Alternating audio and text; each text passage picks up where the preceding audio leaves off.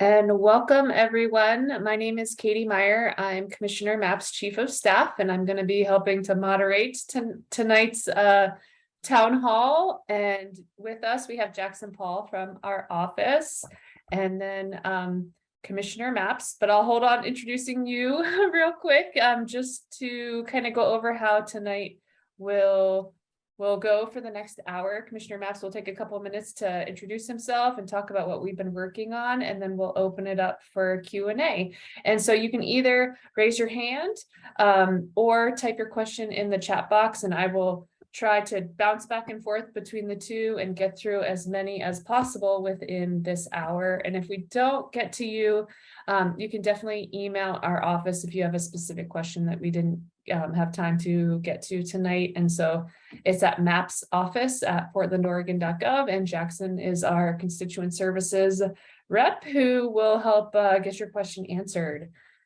And so Commissioner Maps, would you like to take it from here?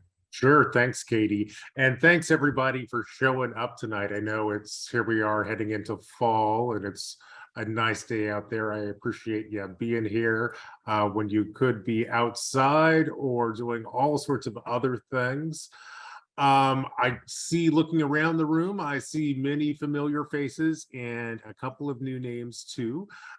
Great to see some old friends here, of course. And for those of you who I have not met yet, I'm glad to see you here. And let me introduce myself. My name is Mengus. I'm one of your commissioners on Portland City Council. I'm also the commissioner in charge of three very important city bureaus.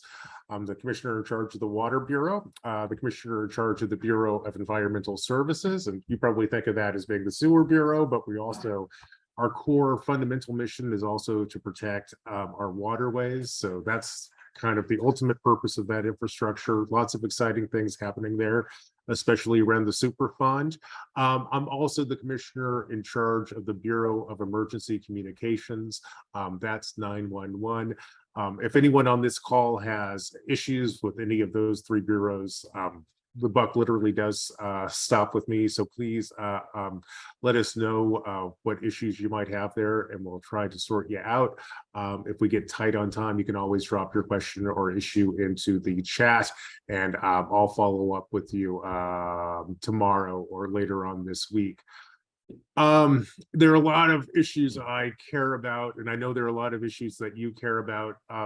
In order to prevent this from being a long monologue, I thought I would just focus in on two topics that I'm sure will come up today and every Portlander is thinking a lot about, and that would be public safety and houselessness. First, I want to give you a quick update on where we are in the space of public safety. You know, as I think everyone probably knows, last year was an incredibly dangerous year here in Portland. We ended 2021 with 90 homicides. That makes it the deadliest year in our city's 171-year-long history. It's one of my goals for 2022 to try to bring that number down. And I'll be frank with you,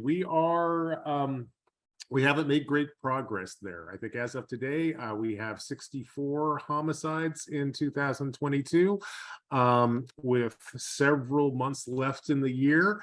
If you kind of extrapolate that out for a bit, that means that we're likely to wind up hopefully a little bit below 90 homicides, but it's not good enough. I do want to reassure people that I think we're making progress here. I know we're doing a lot of things right. We're also waiting for these to kick in. In terms of things that we're doing right, most of you know that Portland has a police bureau, which is radically understaffed.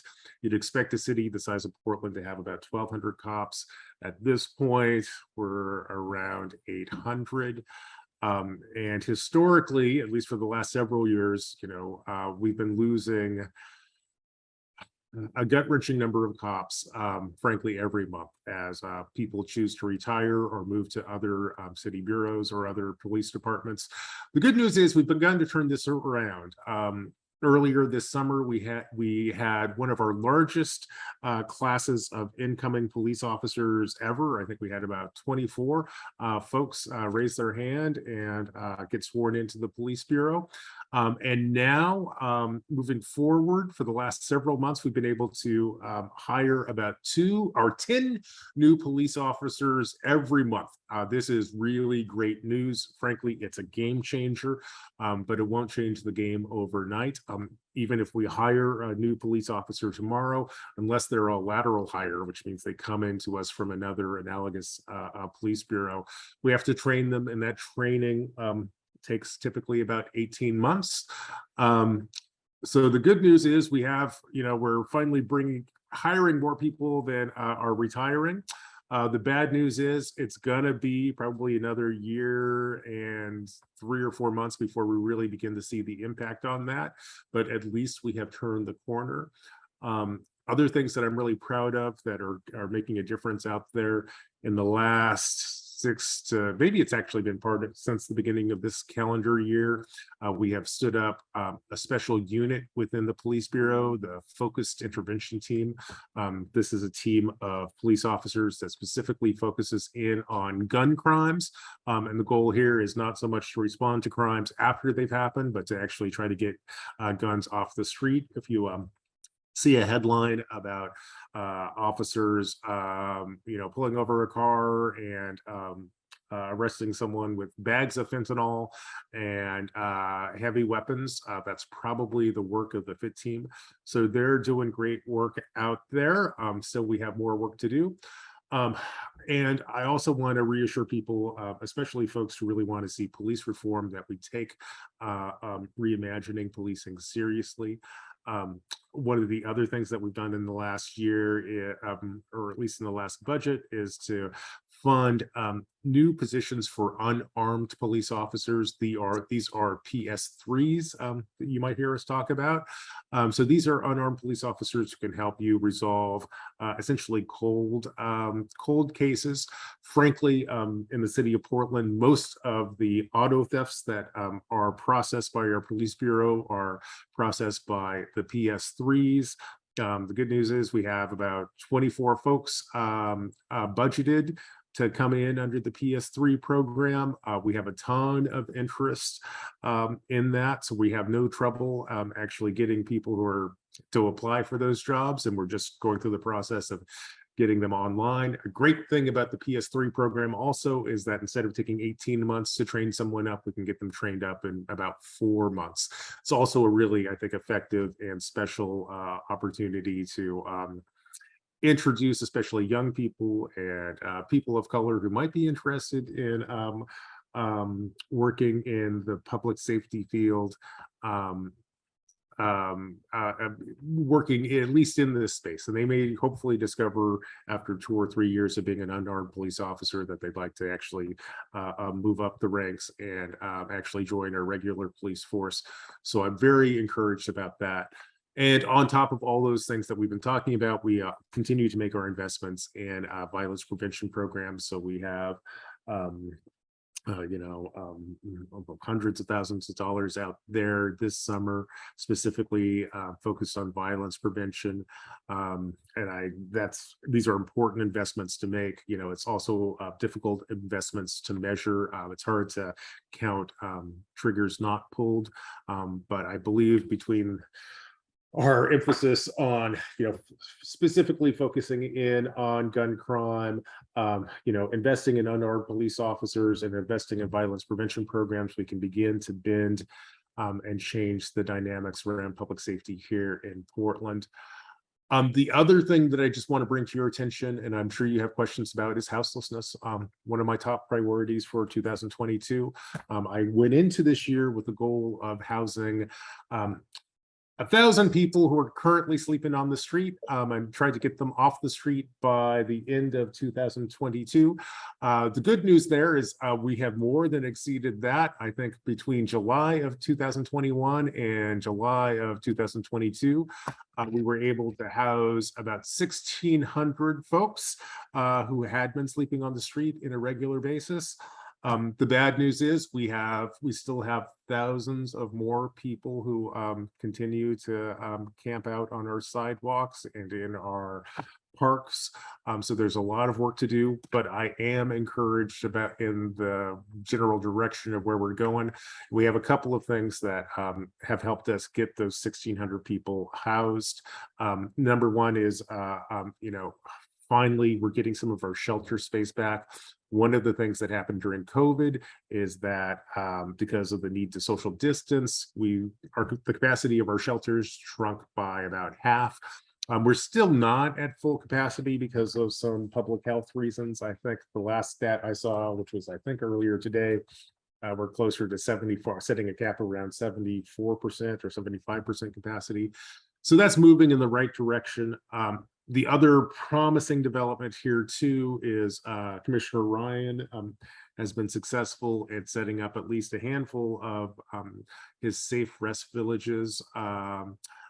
Ultimately, when all 6 are stood up, we should have about 360 Portlanders moved off the sidewalk and into some sort of supportive housing situation. We still haven't gotten a full assessment of how the first 6 months or so of that are going, but I can just tell you informally, we've seen some stats, and then the results we're seeing in Portland, and frankly, they have some safe rest villages up in Vancouver, and they seem to have the same results. There are actually surprisingly effective at actually stabilizing folks, getting them into work, and eventually moving them to a supportive housing situation. So that is very encouraging. I also, by the end of the year, I also expect the city and the partnership with the county to open up a new behavioral resource center in downtown. This will both provide additional housing for homeless people who are in our downtown core, and will also, frankly, provide them with a day space to go to live in. And the other major change that you have seen and will continue to see is an increased emphasis on, clearing our sidewalks and streets. I'm sure all of you noticed the mayor's announcement that he was going to try to clear our safe routes to schools paths. So that's been a big emphasis for the last several weeks.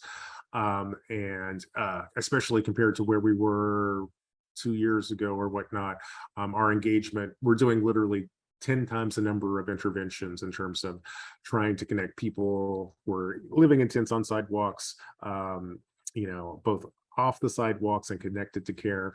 And we're having some success there. The size of this problem is, enormous, but I can also tell you that I think we've effectively at least begun to bend the curve here. So after 2 years, if not more than 2 years of consistently going in the wrong direction in terms of the number of folks who are houseless, the number of folks who are getting shot on our streets, we're seeing those numbers bend, and I expect us to be able to continue this momentum for several years. It is also the case that it will take, I think, several years to get us to the place that where we feel good about where the city's at, but at least we're moving in the right direction. And I could go on longer, but I'm sure everyone has questions and concerns that they'd like to highlight. So here, why don't I open the floor to folks who have questions, and we can turn this monologue into a dialogue. And you can raise your physical hand. For those of you who are old hands in Zoom, you can also use the reaction button to raise your hand and we'll call on you. I think I see some comments in. So why don't we start with one question from the comments, and then we'll go to Tracy. So the first is from Yvonne asking, are safe rest villages to house someone for more than one night, or are they long-term? Yeah, they are medium term. So it's definitely, this is not a day shelter or single night shelter type of situation. The notion is that we would move someone from the streets into a safe, stable place. I think the goal is to keep them there for about 6 months, both try to stabilize their mental health situation, their physical health situation, begin to connect them to employment opportunities, and then ultimately try to put them into some sort of supportive housing situations. And the good news is we don't have all 6 stood up, but the ones that we do have stood up seem to be actually doing some of that. I don't have the official numbers to share with you tonight, but we've been remarkably successful at actually getting folks connected to work. And we're starting to get some folks who have been in our really pilot project for Safe Rest Villages connected to stable housing. So it's moving in the right direction. And I'll tell you, you never know if these things are kind of fluky, but Vancouver's has a similar project and they're seeing similar results.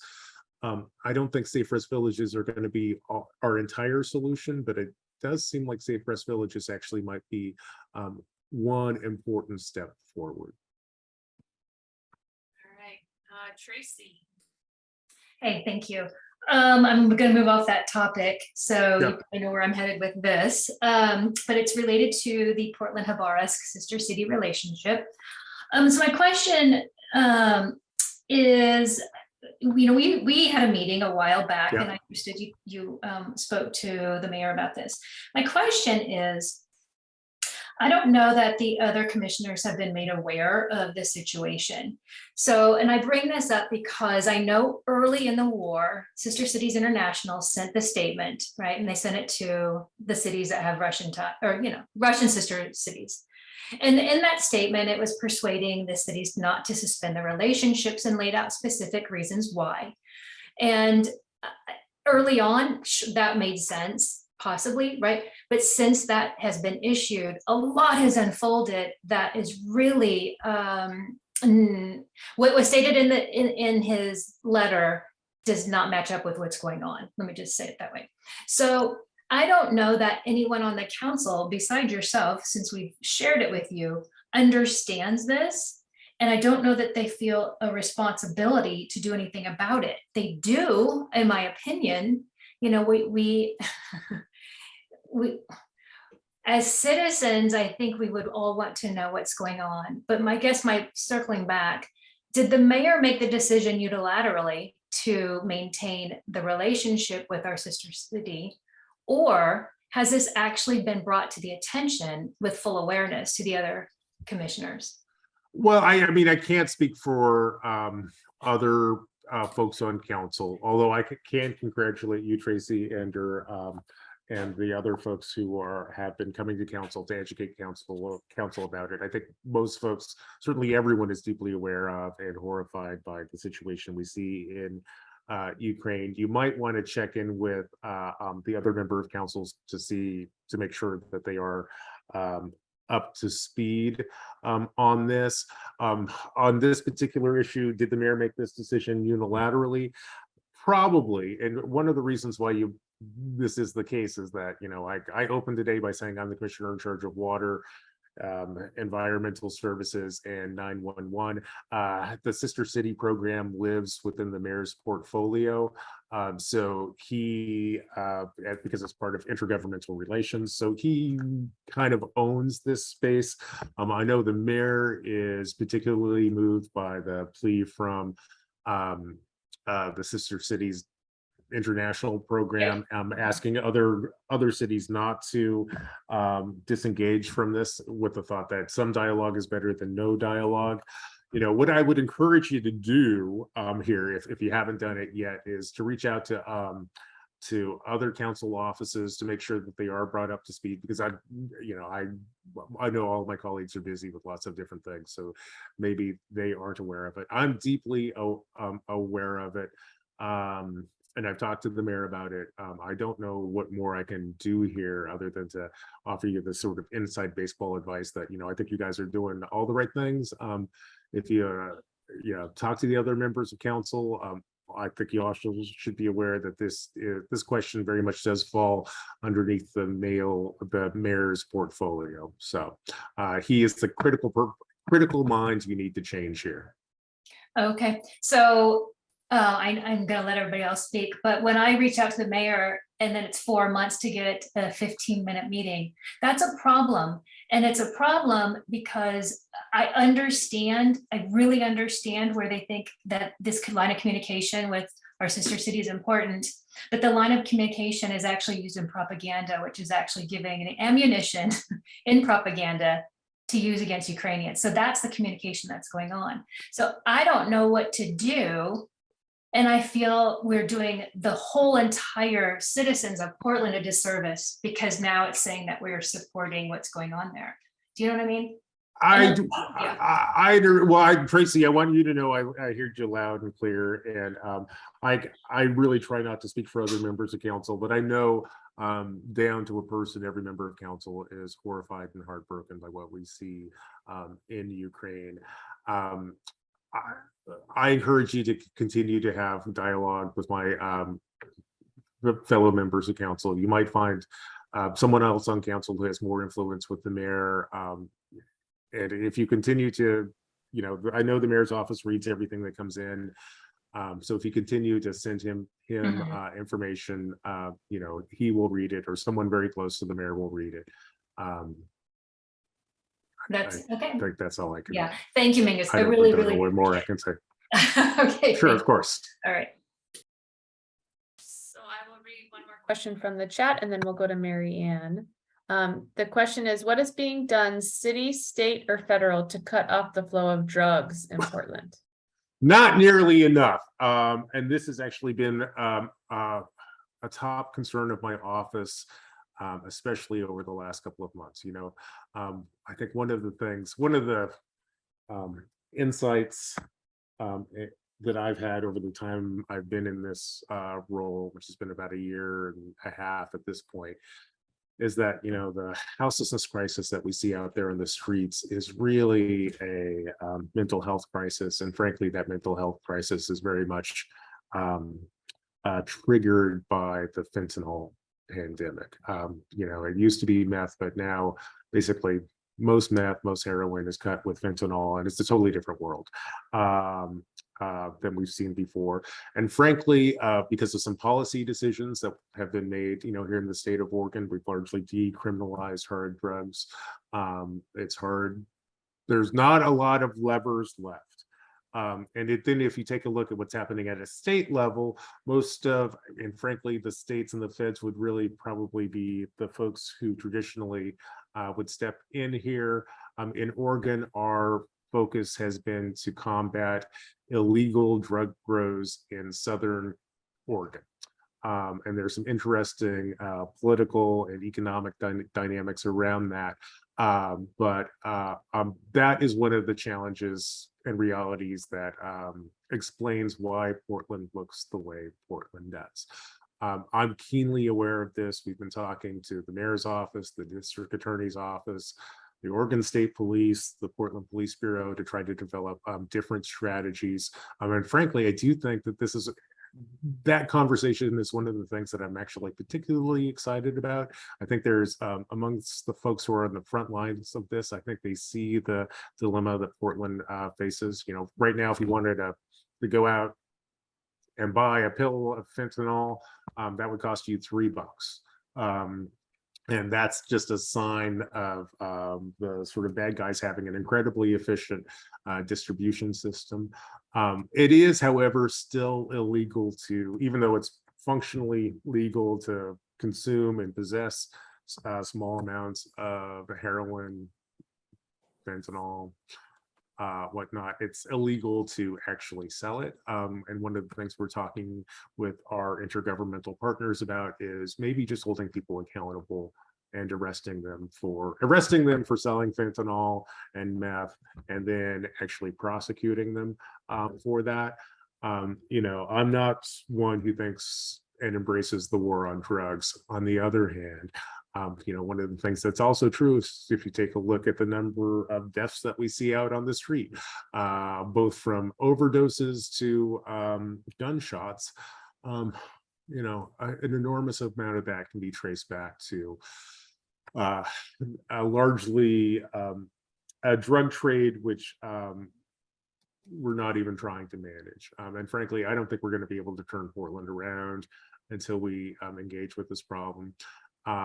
On the other hand, we've been having these conversations, at a staff level for several months now. And frankly, I'm starting to see some change in policies. I think even if you take a look at some of the headlines in the papers today. I think the cops just did significant arrests around some fentanyl dealing in Old Town even today.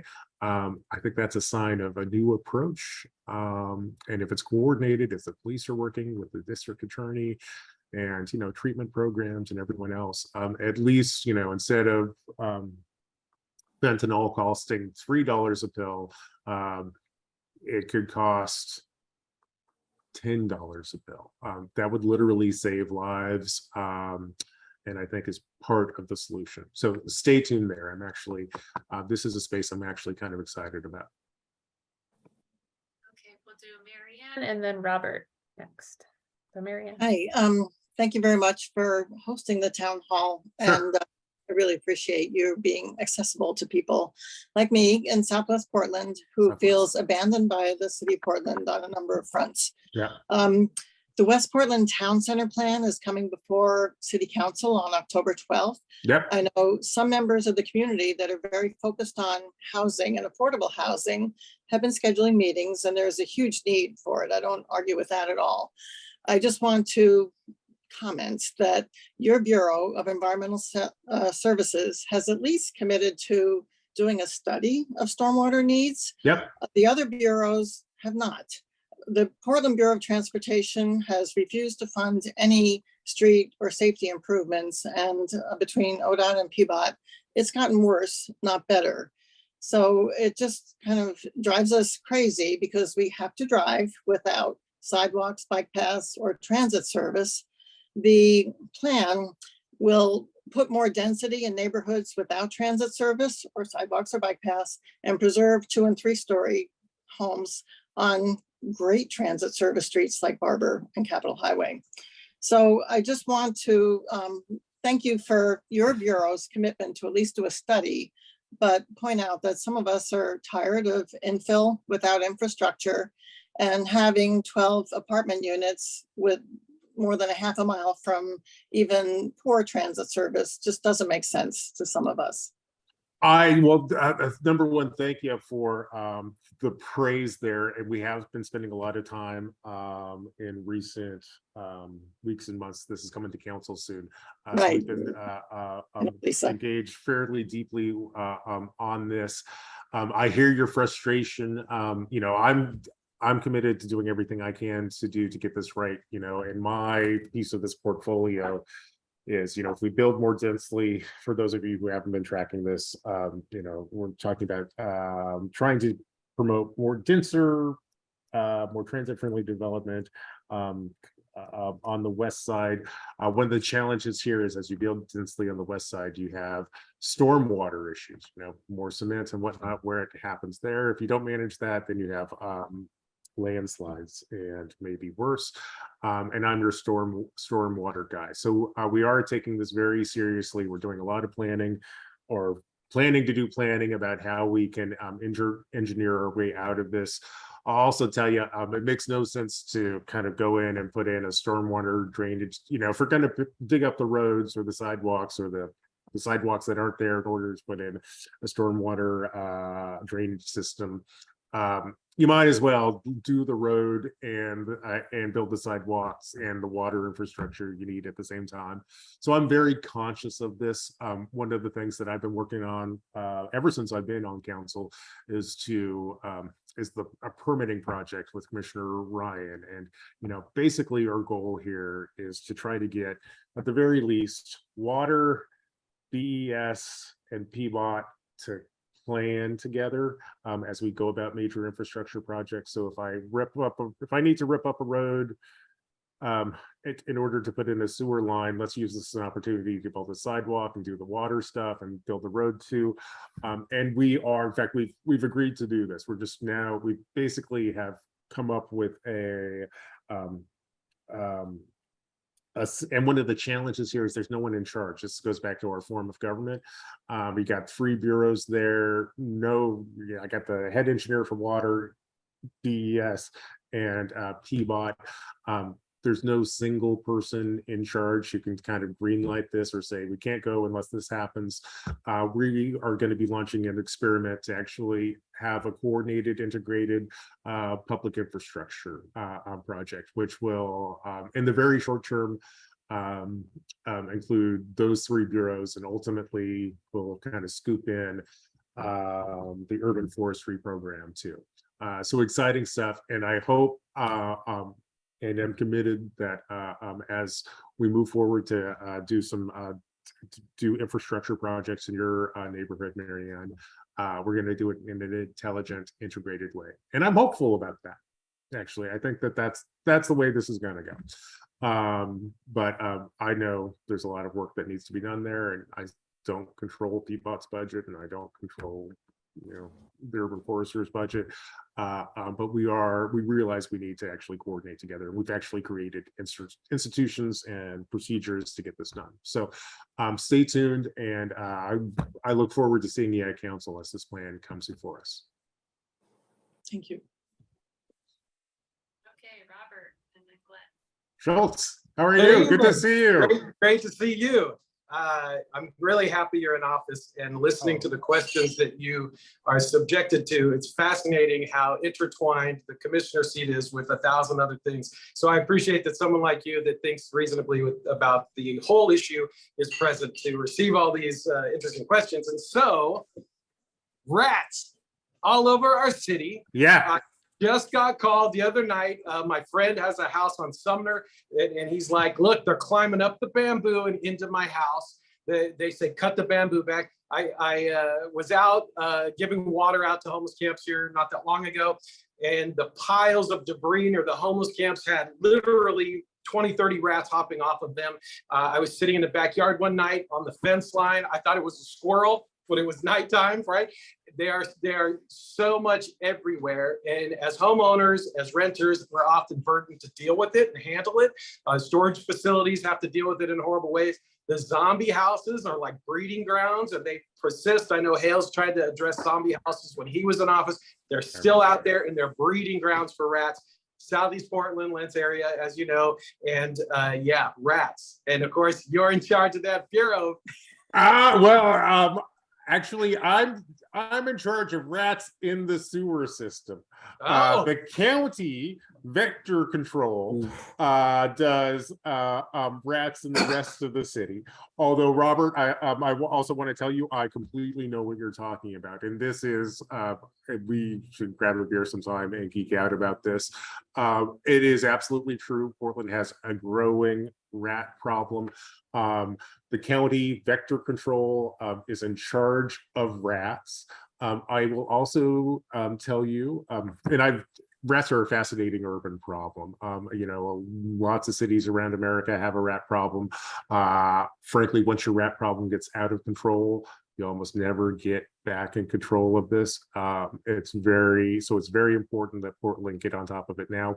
I will also tell you, if you take a close look at the mission of the vector control problem, or the vector control office that the county operates, their mission has evolved from controlling rats to basically offering advice around how to control rats, which is a sign that they frankly no longer feel like they have the capability to actually manage this problem. It's an unacceptable situation. I think we gotta get on this now, because this will haunt us, especially as we come to denser for time immemorial. There are also conversations around this. The mayor is aware of this issue.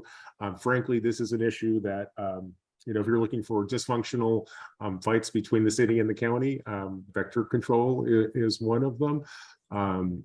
This is one I'm not going to give up on. I think it's really important. I've seen what Boston and New York have put themselves through to try to manage this. I think we still have an opportunity to manage it. So I'm paying attention. It's way trickier than you think, though. It really is about. How about dollar bounty? We'll get these folks. Oh yeah, it's like in the old days, and it might. Yeah, I mean, I'm sure there would be people who are not happy about this, but it's one we take seriously, and it's a conversation that is ongoing between the city and the county. Frankly, Until we, this isn't a knock on the current county chair, we're gonna have a new county chair in about 100 days. And this is one of the issues that will be on her plate. But I look forward to participating in this, and I want to get it right. I would argue, like, I contract with Vector Control to control rats in the sewer system, and actually rats in the, we're doing okay there. So I'm kind of proud of that. I think there's a model for that. I'd also point out, you didn't ask about mosquitoes, but this is also another really important issue, which is in that same space, also as part of Vector Control. So it's on my radar. I'm paying attention to it. And I look forward to working with the new county chair to talk about best practices. Thanks, Mingus. All right. Thanks, Robert. Right, thanks. Okay, go ahead, Glenn. Yeah, good evening, Commissioner. Hey. And thanks for hosting this forum. I think this is a great way for interaction, with our government. My question is, I've been watching the TV news about the state of Portland. Yeah. And a couple of the news stations, they've done like surveys of campers on the street. And they said that between 80 to 90% of the campers on the street would prefer to be on the street relative to any kind of shelter. They say that the shelters, they don't feel like they're safe. And there's, I guess, a laundry list of things about shelters that just don't appeal to them. So they'd say, I'd rather stay out here, and camp on the street. So if that's the case, and I don't know, you probably have a lot better idea, but let's say if that's the case, why are we spending money and effort into a type of housing for these people that they're not just interested in? And if that is the case, don't you think we should be looking at alternative ways of housing these people that are on the street? Glenn, thanks for the question. And actually, I think it's a profound and insightful observation. You're right. If you interact with folks on the street, I think not all of them, but it's, a significant majority would say, they don't want to be on the street. On the other hand, if you say, we can offer you this shelter bed, the vast majority of these folks won't ultimately head into shelters. And there are lots of reasons why for that. And if you've ever volunteered, as I'm sure some of you have, at a houseless shelter, on a cold day, when it's 0 degrees out, a shelter is kind of compelling, but there's not a lot of privacy. There's all the mental health problems that you see on the sidewalk, move into that church basement too. And I do think that one of the things that kind of explains this moment is that there is this kind of disconnect. In some ways, I think of, in fact, I totally do think of our houseless neighbors as being kind of customers. We're providing a service or a product that they either can kind of consume or not consume, and it does. I certainly am keenly aware of the fact that our customers are not choosing the housing that we are offering. I think that's one of the reasons why, frankly, that we're experimenting so much with safe rest villages. People want the privacy of having their own door. I think they kind of want the autonomy of also, in some situations, doing drugs behind that door. And that's kind of problematic. How do you manage that? They also want community. This is something that we consistently hear too. And I think that's part of, frankly, community is part of stabilizing folks. So that's where we're going. I'm disappointed, if it were just a matter of building shelter beds, we could probably build 7,000 shelter beds in a year and a half, but what we couldn't do is actually get those beds filled. In fact, I'll give you a sense of how it tends to go when we do what folks used to call a sweep. At this point, we've learned a lot about moving people from the sidewalks into shelter. And now we typically do 2 or 3 weeks of outreach before we tell someone who's living in a tent that they need to move. We offer them places to go. What we typically find is that probably 90% of folks we talk to say they're interested in shelter. When the day comes where we say, okay, you can't stay here anymore. Maybe about 30% actually show up at a shelter on that day. And then the day after, typically all those people go away. So you have them in shelter for just one day. So that's, why we're investing in supportive housing. That's why we're investing in safe rest villages. I do think that we're not going back to the shelter system that we had in 2017 or 2018, which is okay because, that shelter system didn't work particularly well either. But we got to do a much better job than what we have been doing. So we're back to housing first, I guess. I mean, is that the option, or is there something else that we can do? Well, probably Commissioner Ryan is a better spokesperson for this. There is, at some level, the county does the houselessness stuff. I think of the city's primary responsibility as maintaining the city. And so it can't, I think we have an obligation to, keep people safe, keep sidewalks clear. If you're running a small business and you want to open your doors up in the morning so customers can get in, I think it's fair that there's this expectation that you should be able to do that. So, at the very least, I think the city has to be able to say, being homeless isn't a crime, but that doesn't mean that there are no places that you can't camp everywhere, right? We said, please don't camp adjacent to a highway. Please don't camp on a safe on a safe routes to school path. So that is the space that we're frankly navigating right now. And in terms of the where people go, we're doing all of the above. We do traditional shelters, we're doing hotels, we're doing safe rest villages, we're doing supportive housing, we're doing housing vouchers, and frankly, every person, including the houseless, there's not a prototypical houseless person. Everyone needs something a little bit different, but by offering a wide range of options, we can get another 3,000 people off the street in next year. Thank you. Sure. Okay, so Ola put a question in the chat a while ago, and I Ola. asked her, we'll go to her and then John right after. Okay. Can you read? I'm not sure if I'm seeing Olaf's there. Ola, so I just think that Ola. maybe you need to unmute. You don't know how to unmute.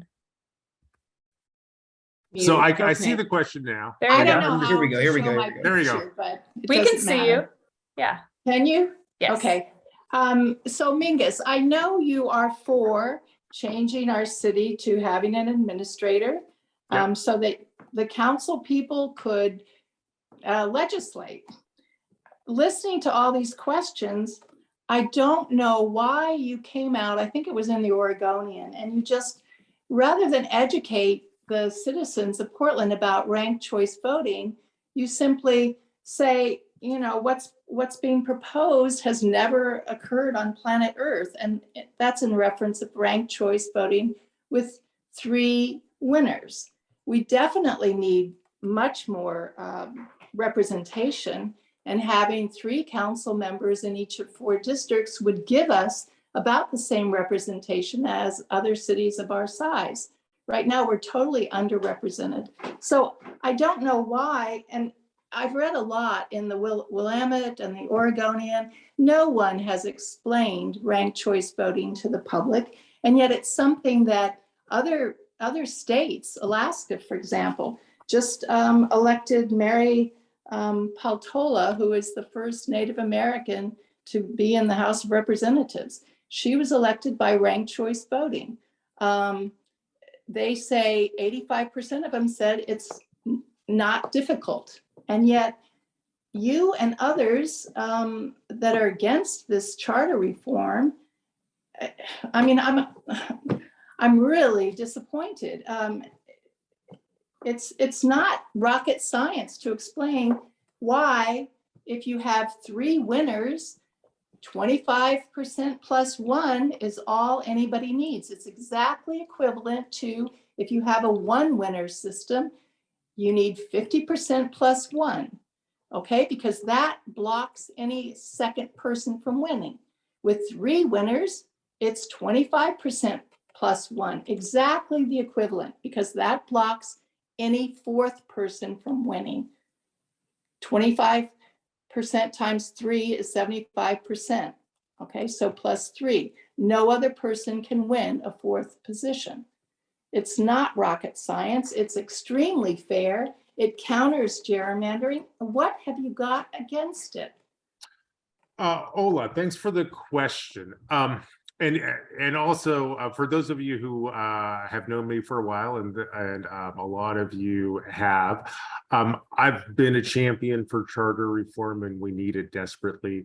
That's kind of how I got here. I was talking about the need to have a city manager. Why do we have a need for a city manager? Well, some of you might remember the conversation we just had about plans for development of the West Hills, and like, BES is moving forward, but PBOT is not. So if we're going to do development, you need to kind of move forward in a integrated, coherent fashion.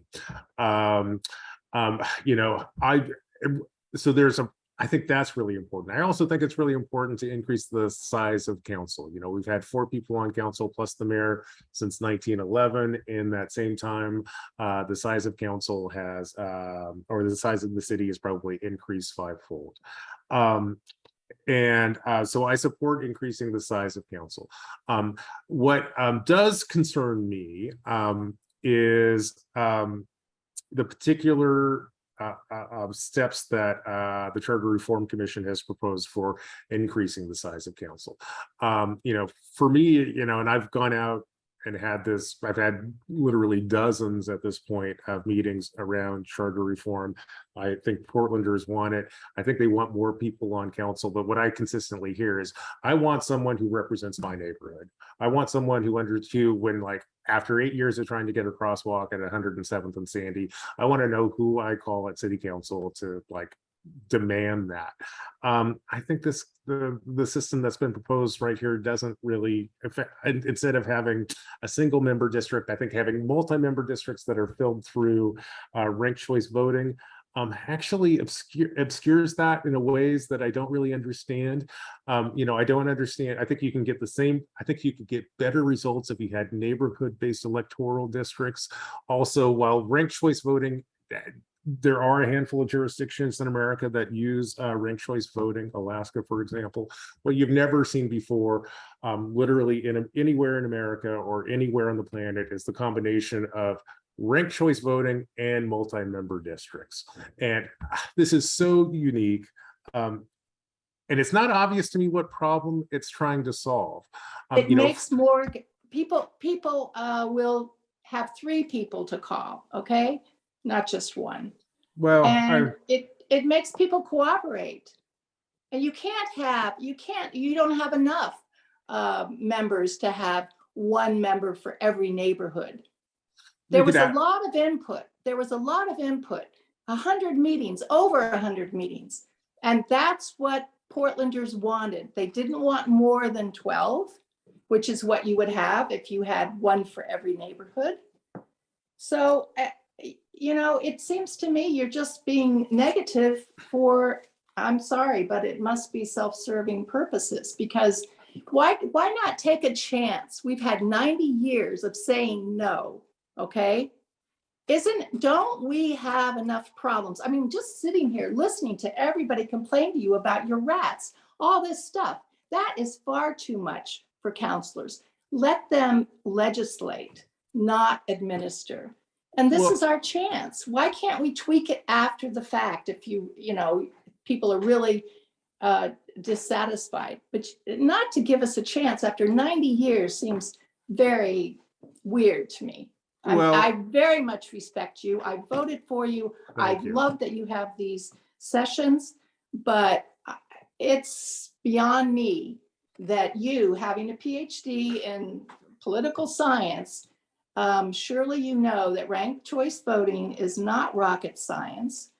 People like it where it happens. No vote is wasted. And nobody, I don't see anything in the public view that most people don't explain it. They explain it wrong if they do. Dr. No, for example. So yeah, it's easy for people to say, oh, no, that's just too complicated. Well, you underestimate our intelligence, I think.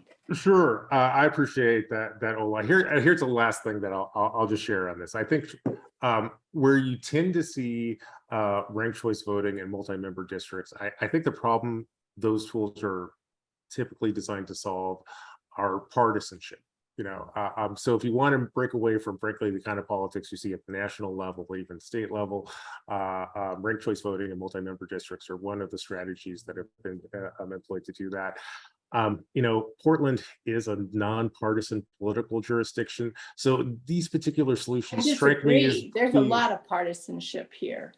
well, I as a member Well, of council, I can tell you, I disagree with my colleagues on council all the time, but it's never been within a partisan frame. But we can just agree to disagree on this, and I've tried not to be I'm not leading the no campaign on this. I've expressed my concerns about it. I don't necessarily understand the problem this particular the multi-member district and ranked choice voting are trying to fix. I recognize it resonates with a lot of Portlanders, and this is a great situation where we all have the same amount of power. You will get your ballots in the mail fairly soon, and my vote on this ballot initiative counts exactly as much as yours. But you're asking people to vote no. You are advocating people to vote no because you're going to fix it next spring. The following spring, I don't know what gives you the power to do that. Isn't it a rule that we have this opportunity once every 10 years? Absolutely. What gives you or anyone on the council the right to just overturn that? Well, we don't get a chance to overturn it, but members of council can, if you have 3 votes on council, members of council can send proposed changes to the charter to the voters. And it actually is a fairly common thing. You might remember Amanda did it with on several different issues, including public financing of campaigns. So it's not a particularly unusual thing, and it's not something that a single member of council or even 3 members of council can mandate.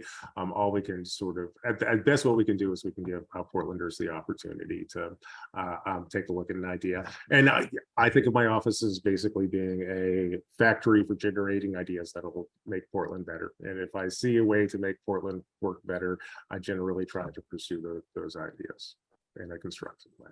But we're getting short on time, Ola. That's fine. That's fine. I accept your explanation. Thanks very much. I appreciate that. Why don't we try to get to John, or Katie, I'll let you drive the bus. Yeah, we're almost at the end, so I think John's going to be our last question tonight. All right, I'll go do Terry too, but Okay. John, Terry, John, what's up?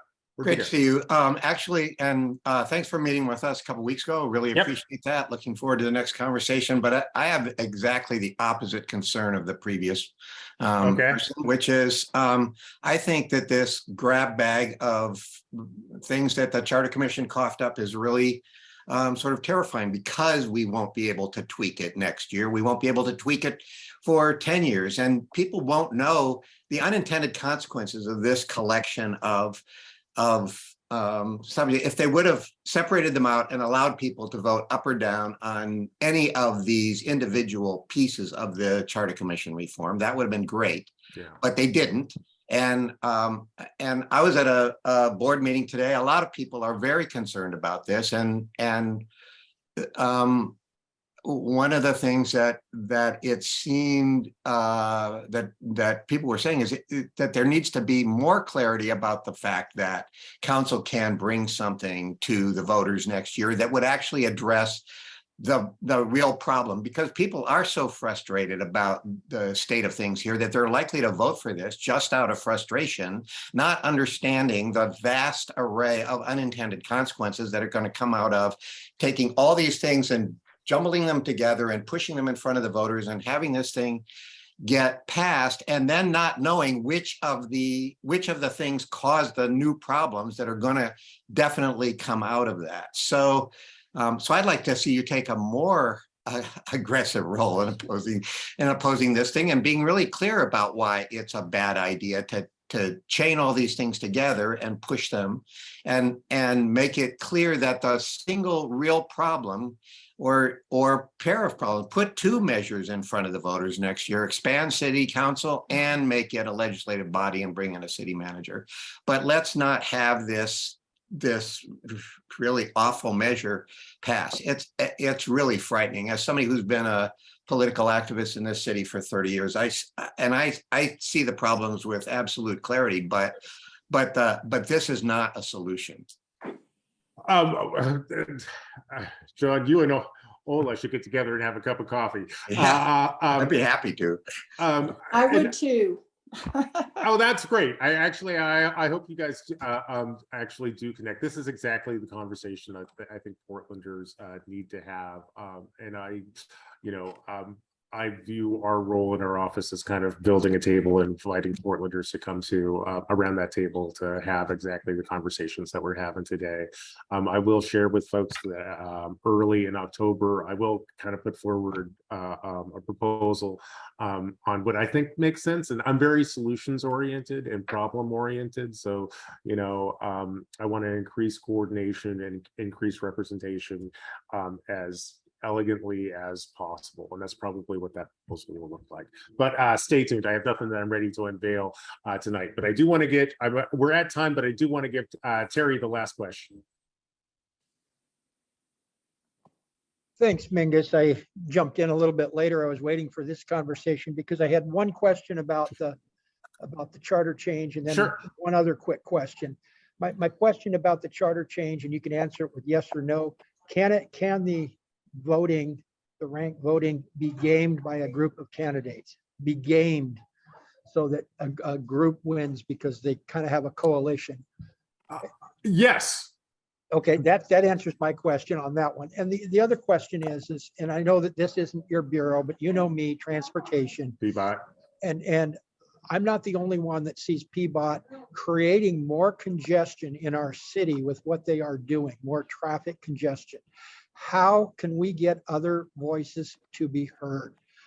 The voices of the people that are sitting in that congestion. I have actually applied for 2 PBOT committees. I don't expect to get elected. I don't expect to get on either one of them. I've got a friend that applied for at least one of them. That was the 82nd Avenue Committee. That's one of the ones I applied for. The other one was the Budget Committee. They're still out there. I haven't heard back yet. But how can voices be heard so that when you drive down Coote Street onto the Burnside Bridge, you only have one lane and it backs up on a Saturday midday? Terry, well, number one, I think you're doing a lot of the right things, like, showing up at Council for Communications, showing up at events like this. I will point out, as I think the theme for the last half hour has been that elections matter, and we have an election happening in November where we'll fill a commissioner seat. I encourage you to show up at those, take a look at both of those candidates, go to public forums and ask questions like this. Also, continue to reach out and communicate with the commissioner in charge and the mayor's office and say, hey, I'm unhappy with transportation policy. This is not working for me. It's not working for Portland. And if you follow that route, I think that's pretty much what you can do. But Thank you. I appreciate you catching me at the end here. Oh, of course. Well, thank you, everybody. I really appreciate these conversations. This is literally what democracy looks like. In terms of things to pay attention to in coming weeks and months, council will be doing its fall bump, which is where we do some budget adjustments. For those of you who are City Hall watchers, you're going to want to pay attention to that. We will continue to be making major investments in public safety and houselessness. I'm very excited about some of the changes that we have in the realm of permitting. And, we've been talking about our form of government in many ways. If I encourage you, if the Charter Review Commission discussion is new to you, I won't tell you how to vote.